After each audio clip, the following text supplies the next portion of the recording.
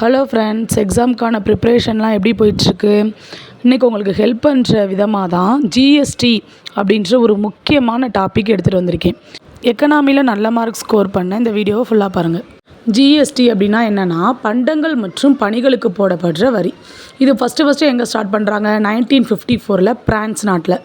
இந்தியாவில் இந்த வரிக்கான சட்டம் மார்ச் 29, 2017 போடப்பட்டு நடைமுறை வந்தது ஜூலை 1, 2017. ஒரு நாடு ஒரு அங்காடி ஒரு வரி அப்படின்றது இந்த வரியோட நோக்கம்.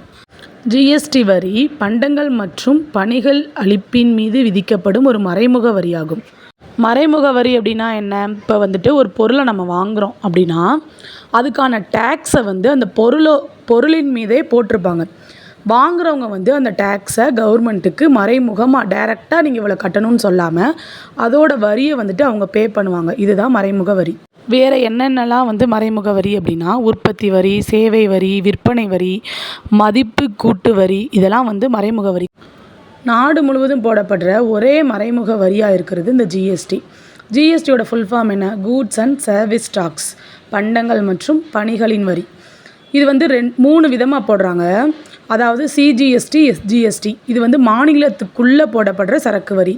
ஐஜிஎஸ்டி அப்படின்றது இன்டர்நேஷ்னல். அது மாநிலத்தை தாண்டி விற்பனை செய்கிறதுக்கு போடப்படுறது.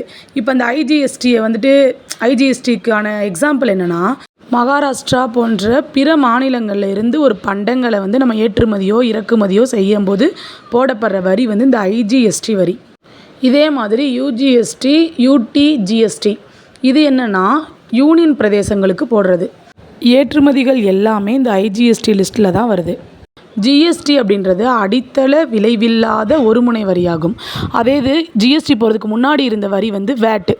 இது என்ன அப்படின்னா, இதுவும் அடித்தள விளைவில்லாத பலமுனை வரி. இதை மாற்றிட்டு தான் ஜிஎஸ்டி அப்படின்ற ஒருமுனை வரியை செயல்படுத்தியிருக்காங்க. இது என்னென்ன சதவீதங்களில் போடுறாங்க அப்படின்னா 0%, 2.25%, 3%, 5%, 12%, 18%, 28%.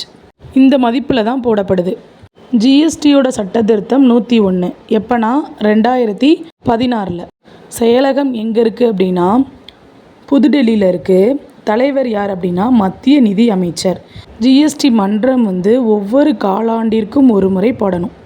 ஜிஎஸ்டி பற்றிய சட்டப்பிரிவுகள் என்னென்னா 249A, 269A, 279A. ஜிஎஸ்டி காரணமாக நீக்கப்பட்ட சரத்து என்னென்னா 268A. இந்தியாவில் ஜிஎஸ்டியை செயல்படுத்திய முதல் மாநிலம் அஸ்ஸாம். தமிழ்நாடு எத்தனாவது மாநிலம்னா 28வது மாநிலமாகும்.